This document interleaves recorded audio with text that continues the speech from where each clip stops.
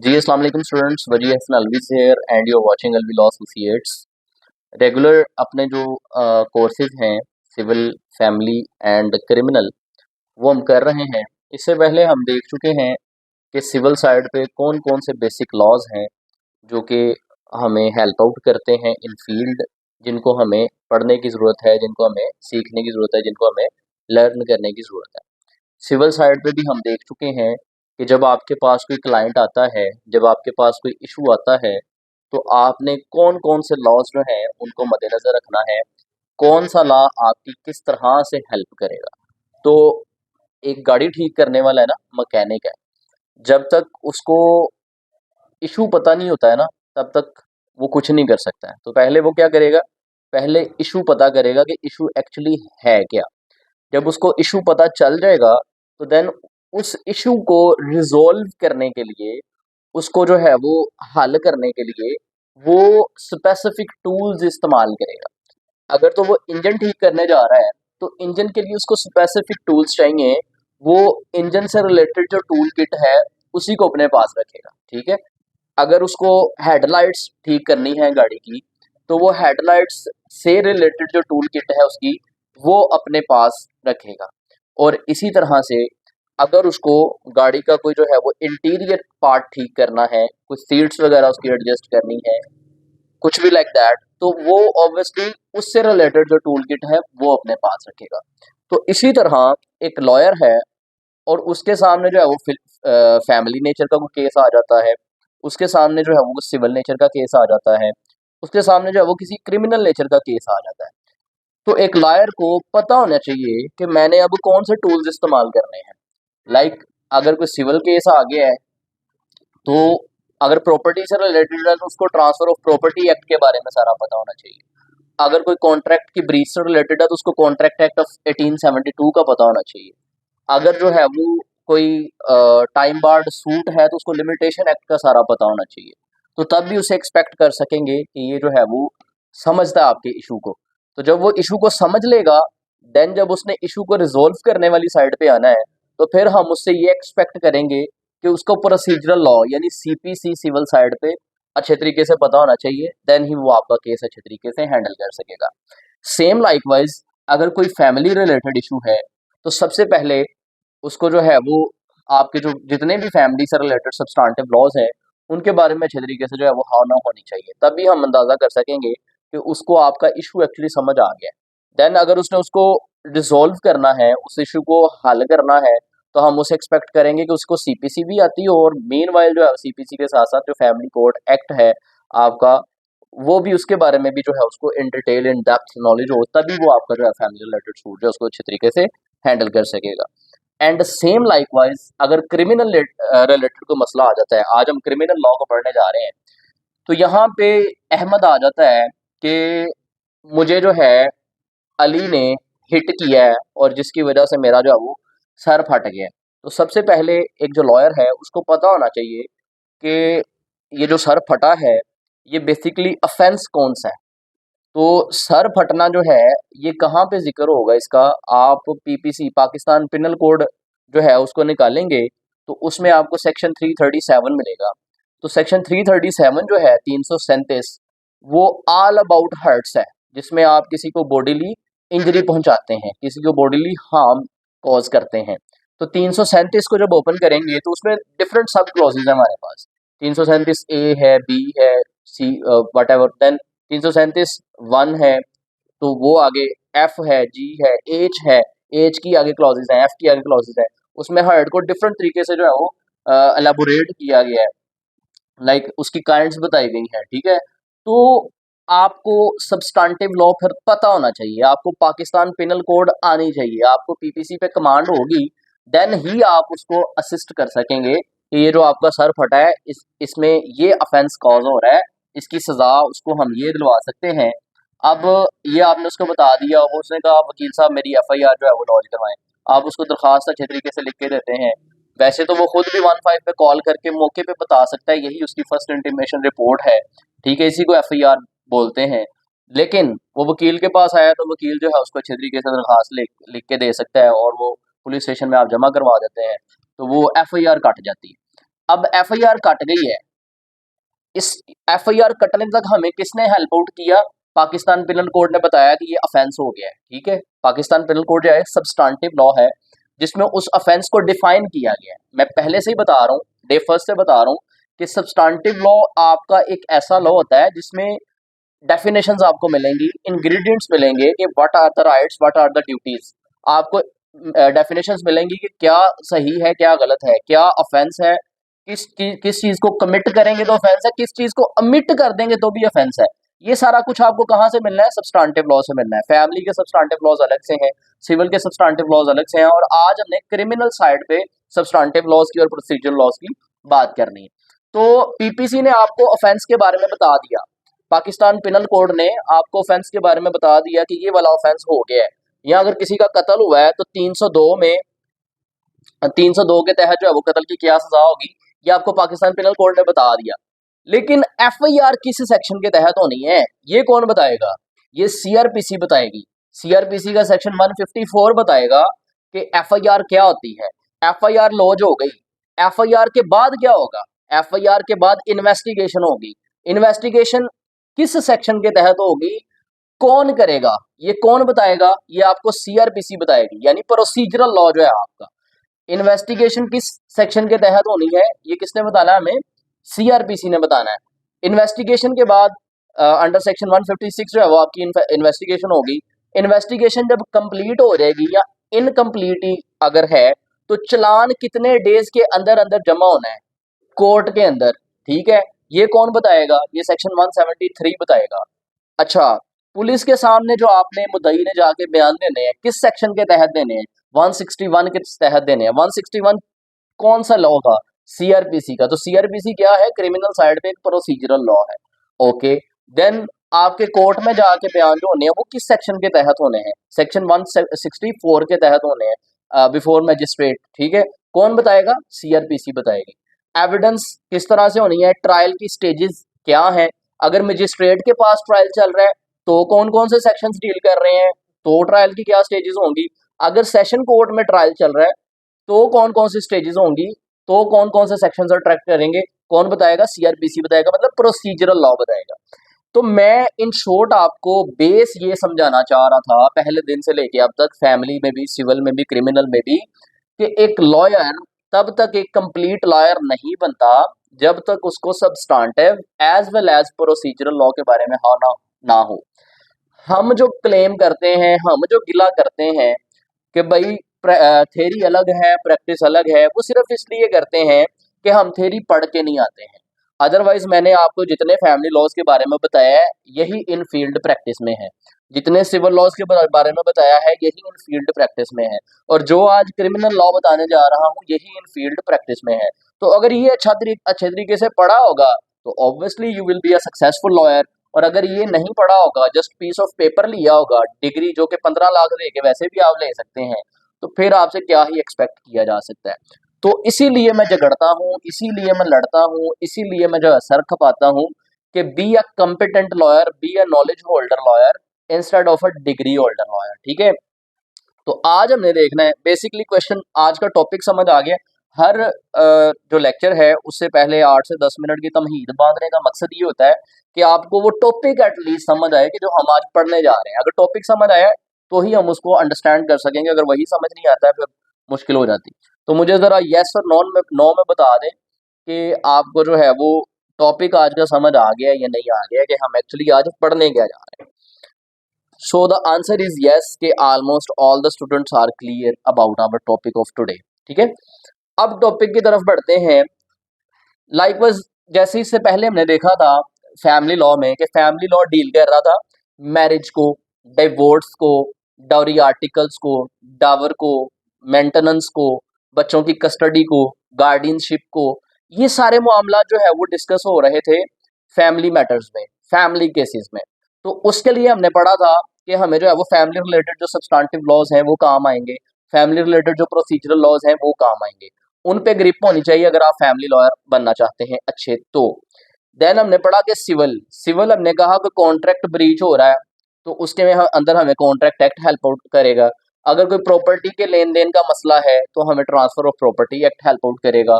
अगर आपका कोई सूट टाइम बार हो रहा है तो हमें लिमिटेशन एक्ट हेल्प आउट करेगा in the sense of substantive law.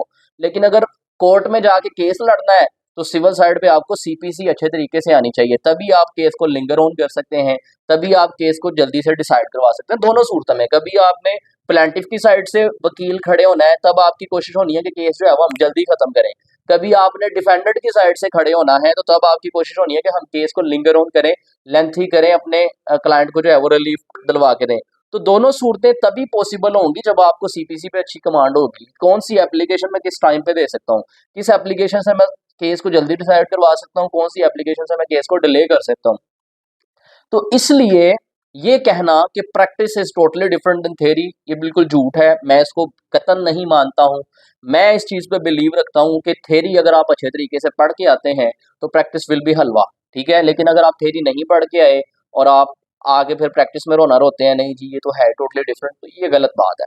तो अच्छे तरीके से हमें यहाँ से पढ़ना है। तो आज क्रिमिनल की अगर बात करते हैं तो सेम ऐसे ही है कि अगर क्रिमिनल के भी आपने बादशाह बनना है, अगर आप अच्छे कॉम्पिटेंट लॉयर बनना चाहते हैं क्रिमिनल साइड के, तो इसके सब्सटेंटिव लॉज भी आपको पता होने चाहिए और इसका प्रोसीजरल लॉ भी आपको फिंगर टिप्स पे होना चाहिए। आपको पाकिस्तान पिनल कोड जो है वो घोल के पीनी है। अपना रूम जो है वो एक सेट कर लें, उसमें एक चार्ट ला के लगा लें कि कत्ल क्या है, कत्ल की काइंड्स कितनी हैं, कौन सी काइंड जो है वो किस सेक्शन के तहत डील होती है, उससे रेलिवेंट सजा क्या है, उससे रेलिवेंट अगर आप कंप्लेनेंट साइड से हैं तो केस लॉज लिख लें, अगर आप डिफेंडेंट साइड से हैं तो केस लॉज लिख लें। सेम लाइकवाइज हर्ट का एक चार्ट बना लें।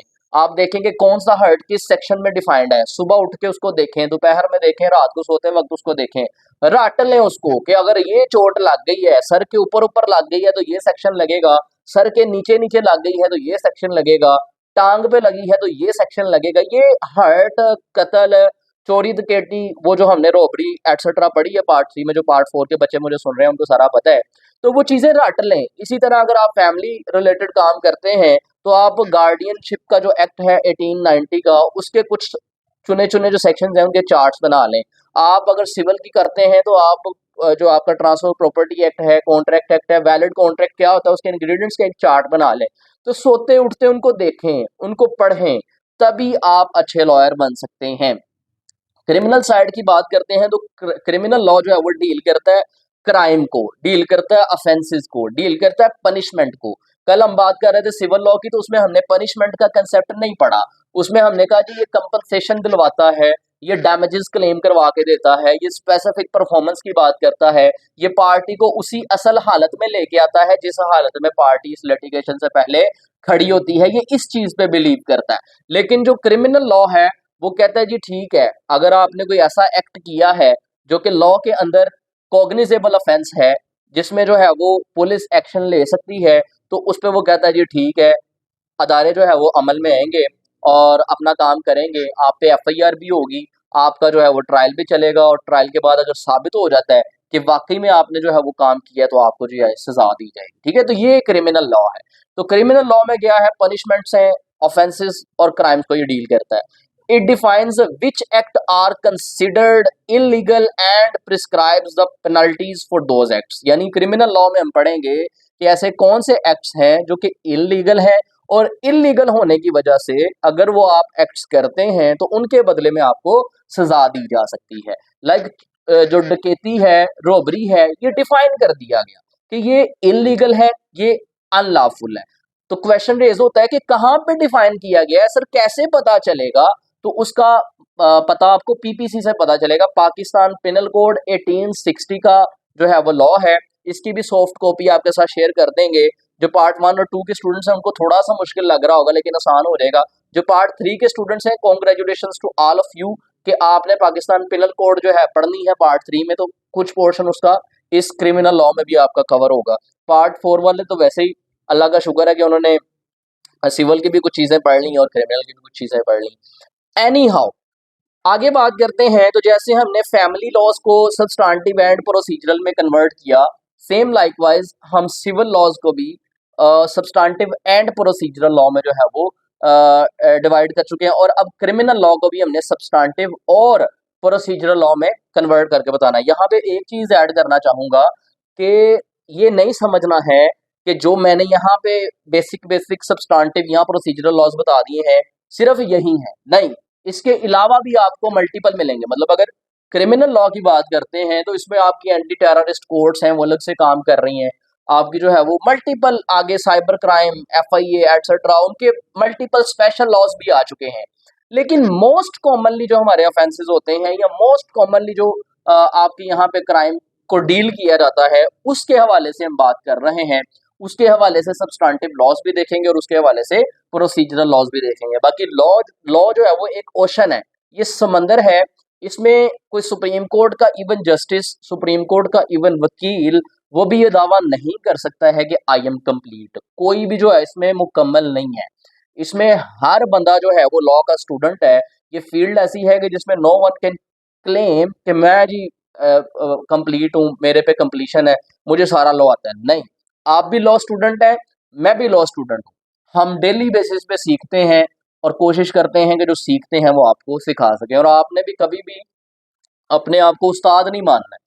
मेरी बच्चे बड़ी रिस्पेक्ट करते हैं, बड़ी इज्जत देते हैं, बहुत जो है वो समझते हैं, लेकिन स्टिल मैं हम्बल रह के कहना चाहूँगा और कहता भी हूँ कि उस्ताद एक बहुत बड़ी चीज़ है। और मैं स्टिल कहूँगा कि आई एम लॉ स्टूडेंट। और आपने भी कभी ये चीज़ फील नहीं करनी कि मैं उस्ताद बन गया हूँ, मैं तो लॉ में एक्सपर्ट बन गया हूँ। हमेशा कोशिश करनी है कि हर नए दिन आप कुछ ना कुछ सीख के जाए। एनी हाउ, जब उस्ताद आपके साथ लग जाएगा ना फिर आप कहेंगे कि मैं तो पढ़ा लिखा हो गया हूँ, मैं मुझे तो कुछ और सीखने की जरूरत ही नहीं है। लेकिन जब तक आप खुद को ये समझाते रहेंगे ना कि आई एम स्टूडेंट, तो आप में लर्निंग का जो जज्बा है वो जारी रहेगा। तो ये फर्क होता है। अब टाइप्स की बात कर लेते हैं। सब्सटेंटिव लॉ की अगर बात करते हैं, जैसे कि मैं पहले बता चुका हूँ कि क्रिमिनल लॉ की साइड पे जो हमारे पास सब्सटेंटिव लॉ है, जहाँ पे हमें सब्सटेंस मिलना है, जहाँ से हमने मटेरियल गेन करना है, जहाँ से हमें जो है वो डेफिनेशंस मिलनी है, इंग्रेडिएंट्स मिलने हैं, वो आपके पास सबसे मेजर जो सब्सटेंटिव लॉ है क्रिमिनल साइड पे, उसको हम PPC कहते हैं, पाकिस्तान पिनल कोड कहते हैं। और ये 1860 का एक गोरे का बनाया हुआ कानून है। और जब गोरा यहाँ से चला गया तो हमने उसको सेम लाइकवाइज अडॉप्ट कर लिया। एनी हाउ, इसके अंदर 1860 का जो PPC है, पाकिस्तान पिनल कोड, तो इसमें क्या आपको गिवन है, इसमें आपको डेफिनेशंस बताई गई हैं कि फलां वर्ड की फलां डेफिनेशन है, फलां वर्ड की फलां डेफिनेशन है। और देन आपको सजा के बारे में बताया गया कि फलां अगर एक्ट करते हैं तो वो जुर्म है और उस जुर्म की ये सजा हो सकती है। सिर्फ 1 मिनट के लिए इसको रोकिएगा, स्टॉप पॉज करिएगा अजान के। जी, तो हम देख रहे थे कि जो पाकिस्तान पिनल कोड है, ये आपके पास क्रिमिनल प्रैक्टिस की अगर बात करते हैं, क्रिमिनल साइड की अगर बात करते हैं, तो ये आपके पास सब्सटेंटिव लॉ है। इस पे आपकी जो है वो कमांड होनी चाहिए। यानी PPC आपको बताएगा कि कत्ल क्या है, PPC आपको बताएगा कि हर्ट क्या है, PPC आपको बताएगा कि डेफमेशन क्या है, PPC आपको बताएगा कि रोंगफुल रेस्ट्रेंट क्या है, PPC आपको बताएगा कि रोबरी क्या है, डकैती क्या है, थेफ्ट क्या है, ठीक है, एक्सटोर्शन क्या है। PPC आपको बताएगा कि जो है वो हाईजैकिंग क्या होती है।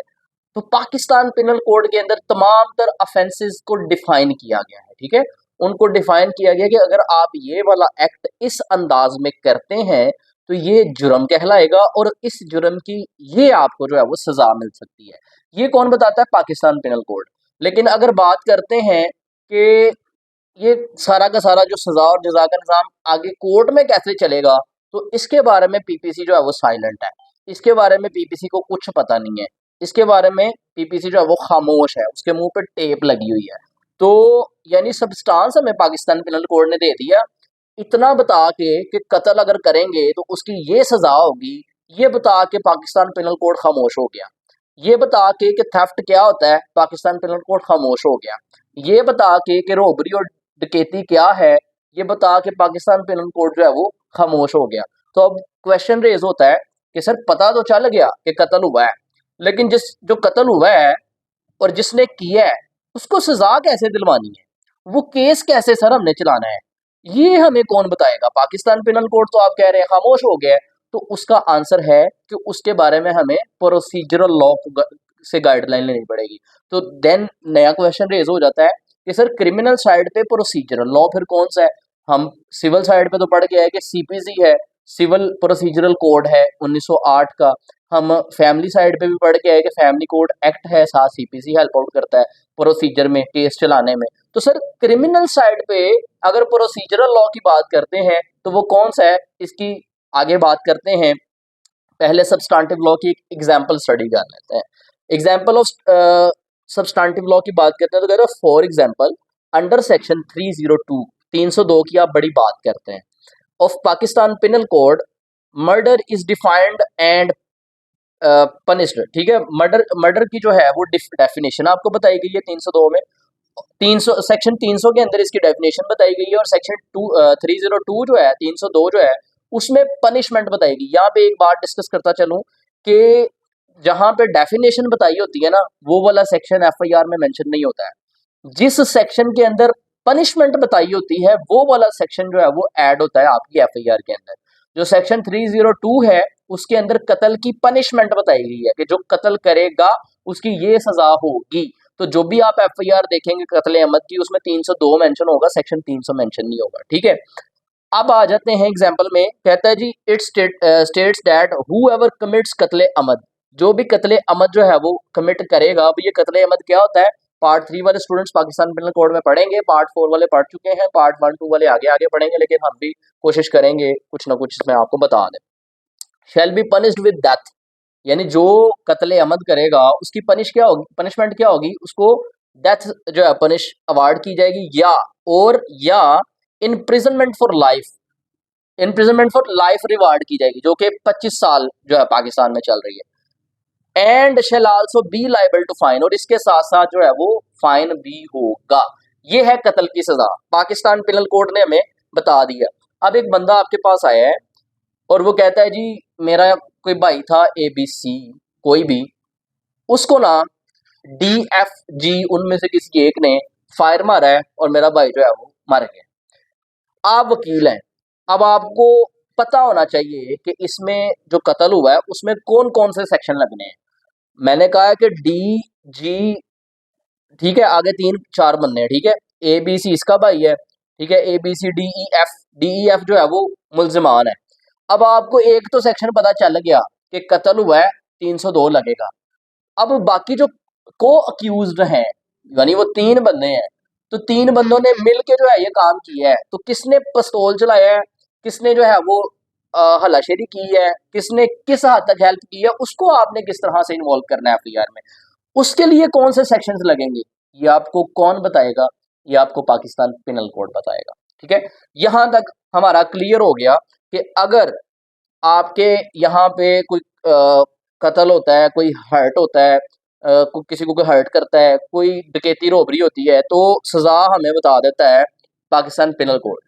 अब दूसरी साइड पे आ जाए, इसकी एग्जांपल हमने देख ली कि केस कैसे चलेगा। एफआईआर हो गई, एफआईआर किस सेक्शन के तहत होगी, एफआईआर के बाद इन्वेस्टिगेशन कैसे होगी, इन्वेस्टिगेशन के बाद ट्रायल कैसे चलेगा, ट्रायल के बाद एविडेंस कैसे कंक्लूड की जाएगी, एविडेंस के बाद जजमेंट कैसे आएगी, ये कहाँ पे सर लिखा हुआ है। तो क्रिमिनल साइड पे प्रोसीजरल लॉ जो कि एक्टिव है इन पाकिस्तान, वो सीआरपीसी है, जिसको आप कोड ऑफ क्रिमिनल प्रोसीजर कहते हैं। और मीनवाइल साथ क्यूएसओ को भी आप डिस्कस करेंगे। जैसे मैं पहले बता चुका हूँ कि क्यूएसओ इज ऑल अबाउट एविडेंस के, जो एक विटनेस है उसकी क्या कम्पिटेंसी है, कितने विटनेसेस रिक्वायर्ड हैं, कैसे क्रॉस एग्जामिनेशन होगा, कैसे एविडेंस कंक्लूड होगी, ये सारी चीजें काम में मेंशन है, ये आपके क्यूएसओ में मेंशन है, लिहाजा ये भी आपको पता होना चाहिए। तो कहता है जी procedural criminal law provides the process and mechanism through which crimes are investigated, tried and punished. तो जैसे मैंने पहले बताया कि डेफिनेशन आपको ऑफेंस की पीपीसी ने बता दी, सब्सटेंटिव लॉ ने बता दी, लेकिन अब उस जो जो ऑफेंस हुआ है उसको इन्वेस्टिगेट कैसे करना है ये हमें प्रोसीजरल लॉ बताता है। उसको जो है वो ट्राइड कैसे करना है, मतलब उसका ट्रायल कैसे चलेगा, ये हमें प्रोसीजरल लॉ बताता है। उसको पनिश कैसे करना है उस अक्यूज्ड को, उस अफेंडर को, तो ये हमें कौन बताता है, सीआरपीसी बताता है, प्रोसीजरल लॉ बताता है। तो प्रोसीजरल लॉ कौन सा है, सीआरपीसी है। Main source of procedure law की बात करें तो कानून शहादत है, और सीआरपीसी 1898 का है, यानी 1898। ये दो मेन आपके प्रोसीजरल लॉज हैं जो कि आपको हेल्प आउट करते हैं क्रिमिनल्स को सजा दिलवाने के लिए through court. Example of procedural law की बात करते हैं तो जैसे मैंने आपको पहले बताया कि एफआईआर जो होती है आपकी फर्स्ट इंफॉर्मेशन रिपोर्ट, ये इसका प्रोसीजर कहाँ पे गिवन है, इस सेक्शन 154 ऑफ सीआरपीसी। वो हमें बताता है कि एफआईआर एक्चुअली है क्या और एफआईआर किस तरह से होगी। इसी के साथ साथ एफआईआर के बाद का जो प्रोसेस है वो इन्वेस्टिगेशन है। इन्वेस्टिगेशन किस तरह से होगी, सीआरपीसी से पता चलेगा। चालान किस तरह से जमा होगा, सीआरपीसी से पता चलेगा। ट्रायल कैसे कंडक्ट होगा, सीआरपीसी बताएगा। अगर मैजिस्टेरियल कोर्ट में, अब नेक्स्ट हमारा जो टॉपिक होगा तीनों कोर्ट्स में, वो हायरार्की पढ़ेंगे कि कोर्ट्स की हायरार्की कैसे है, कोर्ट्स काम कैसे करती हैं, सबसे निचले दर्जे की कोर्ट्स कौन सी हैं, ऊपर ऊपर ऊपर कहाँ तक हम जा सकते हैं। तो वहां पे हम देखेंगे कि मैजिस्टेरियल कोर्ट्स क्या हैं, और अगर मैजिस्टेरियल कोर्ट में कोई ट्रायल चल रहा है तो उसकी स्टेजेस क्या हैं, उसको कौन कौन से सेक्शंस डील करते हैं। और हम देखेंगे कि सेशन कोर्ट में कौन से ट्रायल्स चलते हैं, और जो सेशन कोर्ट में ट्रायल चल रहा है उसको कौन कौन से सेक्शंस सीआरपीसी के डील करते हैं। ये भी इन डेप्थ इन डिटेल जो हम स्टडी करेंगे। तो इन शॉर्ट अगर आज के लेक्चर को मैं जो है वो सम अप करना चाहूँ तो सिर्फ वन लाइनर लेक्चर ये है, जिसको हमने इतना एलेबोरेट आपको किया, एक्सप्लेन करने की कोशिश की, इन डिटेल जाके समझाने की कोशिश की। इसमें ये है कि आप अगर क्रिमिनल लॉयर हैं और आपके पास कोई क्लाइंट आ गया है और आपको आके अपना मसला बताता है, तो उसका मसला सुनने के बाद आपको ये दो तरह के लॉज तो सबसे पहले पता होने चाहिए, और वो कौन से हैं। एक पाकिस्तान पेनल कोड है जिसको आप सब्सटेंटिव लॉ में रखेंगे, जो आपको सब्सटेंस देगा, जो आपको बताएगा कि ये जो आपका क्लाइंट आया है इसके साथ जुल्म क्या हुआ है, ठीक है, इस बारे में गाइडलाइन देगा। और दूसरा जो लॉ है जिसको हम प्रोसीजरल लॉ में कैटर करते हैं, वो आपका सीआरपीसी है, जो आपको प्रोसीजर के बारे में बताता है। ये जो क्लाइंट आया है इसकी एफआईआर कैसे लॉन्च करवानी है, ये जो क्लाइंट आया है इसको बाद में एफआईआर के बाद इसकी इन्वेस्टिगेशन कैसे करवानी है, ट्रायल कैसे कंडक्ट होगा, वो कौन बताएगा, सीआरपीसी बताएगा। तो if you want to become a criminal lawyer, तो ये दो जो लॉज हैं ये आपकी टॉप नॉच प्रायोरिटी होने चाहिए। पाकिस्तान पिनल कोड को जो है वो इस तरह से रटा मार लें कि आपके अंग अंग में, आपके खून के हर कतरे में पाकिस्तान पिनल कोड जो है वो भर जाए, अगर आप क्रिमिनल लॉयर बनना चाहते हैं। सीआरपीसी के वो सारे सेक्शंस अच्छे तरीके से निचोड़ के पढ़ लें कि जो ज़रूरी है किसी ट्रायल के अंदर, तो आप जो है वो क्रिमिनल लॉयर बन जाएंगे। अब अगर आप सिविल लॉयर बनना चाहते हैं तो आप कॉन्ट्रैक्ट एक्ट को रट लें, आप ट्रांसफ़र ऑफ प्रॉपर्टी एक्ट को रट लें, आप लिमिटेशन एक्ट को रट लें, आप जो है वो सीपीसी को अच्छे तरीके से जो है वो पढ़ लें, तो एक्सपेक्ट किया जा सकता है कि आप सिविल के वकील बन जाएंगे। अगर आप फैमिली साइड पे जाना चाहते हैं तो मुस्लिम फैमिली लॉ ऑर्डिनेंस है, उसके साथ साथ मैरिज रेजिडेंट एक्ट है, उसके साथ साथ फैमिली कोर्ट एक्ट है, उनको अच्छे तरीके से पल्ले में बांध लें। पल्लू, लड़कियां जो है अपने पल्लू में बांध लें, लड़के जो है अपनी पॉकेट में कहीं पे संभाल लें, और इनको अच्छे तरीके से जो है वो तैयार कर लें। अब आपका टेस्ट है, आपका आपकी चॉइस है कि आप किधर जाना चाहते हैं, उस पर वर्किंग करना है। लेकिन अगर आप चाहते हैं कि नहीं मैंने जो है वो इससे भी आगे जाना है, तो मैं कहूँगा कि फैमिली भी आपको आना चाहिए, सिविल भी आपको आना चाहिए, क्रिमिनल भी आपको आना चाहिए। अच्छे तरीके से तीनों चीज़ें पढ़ें ताकि फैमिली में अगर कोई खुला तलाक का मसला हो तो आप फट करके आंसर कर सकें, अगर कोई स्टे का मसला है तो आप फट करके रिस्पॉन्ड कर सकें, अगर कॉन्ट्रैक्ट ब्रीच का मसला है तो आप फट करके बता सकें, अगर कोई एफआईआर हो गई है तो आप फट करके बता सकें बेल हो सकती है या नहीं हो सकती, ट्रायल का मसला हो तो आपको आंसर आता हो, तो then you will be confident, और आई विल बी हैप्पी कि मेरे स्टूडेंट्स जो हैं वो अपने घर वालों के लिए जो है वो प्राउड का जो है वो बायस बन रहे हैं। आज मैसेज आता है एक स्टूडेंट के वालिद साहब का, जो कि मैंने अभी थोड़ी देर पहले ग्रुप्स में भी शेयर किया और स्टेटस पे भी लगाया। यकीन करें दैट वाज द मोमेंट कि जब मुझे लगा कि यार तू कामयाब हो गया, मतलब तूने कुछ कर दिया। मतलब एक मोमेंट होता है ना कि एप्रिसिएशन मिलती है, एक काम कर रहे होते हैं अनटिल अनलेस आपको उस पे कोई एप्रिसिएशन नहीं मिलती है, कोई रिवार्ड नहीं मिलता है, तो आप उस पे उसके बारे में कंफ्यूज्ड होते हैं कि पता नहीं यार मैं अपना काम सही कर रहा हूँ नहीं कर रहा हूँ, मैं जो है वो ठीक से अपना फ़र्ज़ निभा पा रहा हूँ या नहीं निभा पा रहा हूँ। लेकिन बच्चे तो बच्चे, बच्चों के वालिदैन जो है वो जब आपको एप्रिशिएट कर रहे हैं, बच्चे कॉलेजेस में भी जाते हैं, बच्चे और जगहों पे भी पढ़ते हैं, लेकिन आपकी एफ़र्ट्स को या आपके काम को इतना एप्रिशिएट किया जा रहा है कि वो बताते हैं, वालिद साहब उनके बता रहे थे कि मैं बैठा था फैमिली गैदरिंग में, बच्ची मेरी आती है पार्ट 3 की स्टूडेंट, माइट भी वो खुद भी लॉयर हैं। तो वो कहते हैं कि बच्ची मुझे जब आके बता रही थी, वो फ़ील कर सकते थे कि यार एक वकील की बेटी जो है वो इतना कुछ सीख रही है जो कि उसको घर से लड़ने के लिए नहीं मिल रहा। ये बहुत बड़ी बात थी उनके लिए और उन्होंने अपना एक्सपीरियंस शेयर किया and it was extremely happy moment for me too कि यार हम कुछ कर रहे हैं। तो ये यकीन करें कि ये इतना अच्छा काम हो जाएगा, ये इतना बेहतरीन हो जाएगा अगर आप भी इसमें same level of efforts put करेंगे। मैं अगर अपना 110% कर रहा हूँ तो आप कोशिश करें अपना 120% पुट अप करें। मैं रात को 3 बजे तक जो है वो जाग रहा होता हूँ, स्टूडेंट्स विटनेस हैं इस चीज़ के कि मैं सारे रिस्पॉन्ड क्लियर करके सोता हूँ कि यार किसी का कोई क्वेश्चन रह ना जाए। वजह क्या है कि यार आपको जो है ना वो वन स्टेप सॉल्यूशन आपका पास होना चाहिए। आपका वो क्वेश्चन को क्वेरी दूर नहीं मतलब रहनी नहीं चाहिए, सब दूर होना चाहिए। कोई बच्चा किसी टाइम पे कोई भी क्वेश्चन करता है, मेरी कोशिश होती है उसको रिजॉल्व करूँ। तो ये सारी की सारी जो एफर्ट्स हैं ये सिर्फ एक चीज़ के लिए हैं कि मैंने आपको जो है वो नॉलेज होल्डर वकील बनाना है, डिग्री होल्डर वकील नहीं बनाना है। डिग्री मिल जाती है, ठीक है, वो 15 लाख दे के भी मिल जाती है, लेकिन जब आपके पास नॉलेज होता है ना, आप अलग ही लेवल के फिर जो है ना नज़र आते हैं। आप चलते फिरते भी जो है ना फिर एक पता चलता है कि यार को बंदा चल रहा है, अलग ही लेवल ऑफ कॉन्फिडेंस होता है।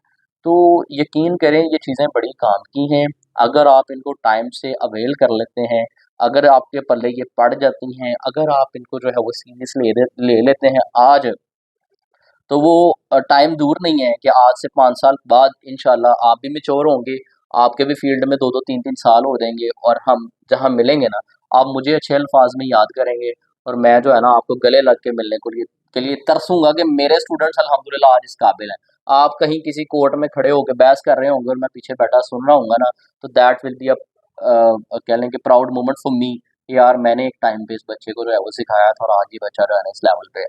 मेरा अ, जो हुआ है इलेक्शन हुआ है अभी पंजाब बार का, इसमें एक मेरे टीचर थे अल्हम्दुलिल्लाह, तो मैं उनकी बड़ी इज़्ज़त करता हूँ, बड़ी रिस्पेक्ट करता हूँ, वो मेरी बड़ी हया करते हैं। उनके अल्हम्दुलिल्लाह अब लाहौर में 3 से 4 जो है वो कॉलेजेस हैं, वो चला रहे हैं और स्टिल वो उनको मैं याद हूँ और स्टिल जो है वो मुझे याद रखते भी हैं। और मुझे बड़ा अजीब भी लगा कि वो मेरे से गिला कर रहे थे छोटा-सा कि आप बड़े बंदे हो गए हैं, आपको कॉल करते हैं, आप उठाते नहीं हैं। तो मुझे एक शेमफुल मोमेंट भी था मेरे लिए, लेकिन मेरे से कभी गुस्ताखी होगी हो, वरना मेरी कोशिश होती है कि मैं रिस्पॉन्ड करूँ। तो मतलब वो भी बड़ा प्राउड फ़ील कर रहे थे कि यार अल्हम्दुलिल्लाह you are doing very well, ठीक है? तो जब आपका उस्ताद आपको देखता है ना, आगे जाता हुआ, तो उस्ताद से ज़्यादा कोई खुश नहीं होता है, ठीक है? तो मेरे लिए वो मोमेंट होगा। अभी माशाल्लाह एक बच्चा आया है मेरे पास, अली हसन आया है। अली हसन भी वन ऑफ दोज़ है कि जो अल्हम्दुलिल्लाह काम कर रहा है। मैं आपको अक्सर बताता भी रहता हूँ कि स्टूडेंट्स आते हैं, पूछते हैं, काम करते हैं, तो इसकी भी खुशी है कि यार चलो कोई बच्चा हमारा ऐसे काम कर रहा है। तो इसी तरह खुशी होगी इंशाल्लाह कि आप भी प्रोफ़ेशन में राइट नाउ मेरे पास ये 114 स्टूडेंट्स हैं क्लास में, 114। तो ये सारे पंजाब में कहीं न कहीं से हैं। तो हर बार में एक आध स्टूडेंट ही अगर मेरा जाके खड़ा होगा, जो कि एलवी-एलबी कर रहा होगा, तो यकीन करें कि वो नेक्स्ट ही एक मोमेंट होगा, नेक्स्ट ही एक लेवल होगा। और एक बात लाज़मी करूँगा कि मैं जहाँ भी पहुँच जाऊँ ना, मैं जितना भी ऊँचा चला जाऊँ, जितने भी ज़्यादा मेरे फॉलोअर्स हो जाएँ, जितना भी मैं नाम कमा लूँ, मैं खुद को हमेशा अपने उस्ताद की जो जूती है ना, उस लेवल पे रखता हूँ। मैं समझता हूँ कि मेरा जो सफ़र है ना, वो मेरे उस्ताद जो हैं, उनकी जूती तक का सफ़र है मेरा, कि मैं अगर उनके पाँव को छू लूँगा ना, तो that will be a success for me और मैं नहीं समझता हूँ कि मैंने उसको अभी छुआ है। तो उस्ताद को आपने हमेशा जो है ना प्रायोरिटी पे रखना है। एक कोई जैसे मुर्शिद कामिल होता है ना वैसे उस्ताद कामिल होता है। आप एक को चुन लें, मुझे नहीं चुने, आपको कोई और अच्छा लगता है उसको चुन लें, मुरीद हो जाएँ। मैं जब प्रैक्टिस में आया था इवन कि मैं पार्ट 2 का स्टूडेंट था तब तब से मेरे वो आइडियल थे। तो मैंने 4 साल उनसे लॉ भी पढ़ा और देन 4 साल प्रैक्टिस किए और मैं यकीन करें कि उतने उनके घुटने में बैठ के प्रैक्टिस की है। कभी जो है ना उनके बारे में गलत नहीं सोचा, कभी गलत कहा नहीं। आज वो बड़ा फ़ख्र महसूस करते हैं कि Wazi you are on the next level, लेकिन स्टिल मेरी यही कोशिश होती है कि मैं जो है ना उनके पाँव तक का सफ़र तय कर लूँ। तो हमेशा किसी एक को मानें और देन शुरू हो जाएँ। यकीन करें कि आपको अल्लाह ताला इतना देगा कि आप सोच भी नहीं सकते। एनी हाउ बातें मैं जितनी भी करता जाऊँगा, रात हो जाएगी, बातें नहीं खत्म हो रही। मोटिवेशनल स्पीकर से कम नहीं हूँ, लेकिन ये है कि कहने का मतलब इन शॉर्ट ये है कि पढ़ें, सीखें, लर्निंग करें। यही आपका काम है, इसके अलावा और कुछ नहीं है। फिलहाल क्लास को यहाँ पे एंड करते हैं। आप लोगों के और क्वेश्चंस होंगे तो आई विल एंटरटेन इंशाल्लाह। तो मिलते हैं इंशाल्लाह अपनी नेक्स्ट क्लास में, तब तक के लिए अल्लाह हाफ़िज़। Thank you.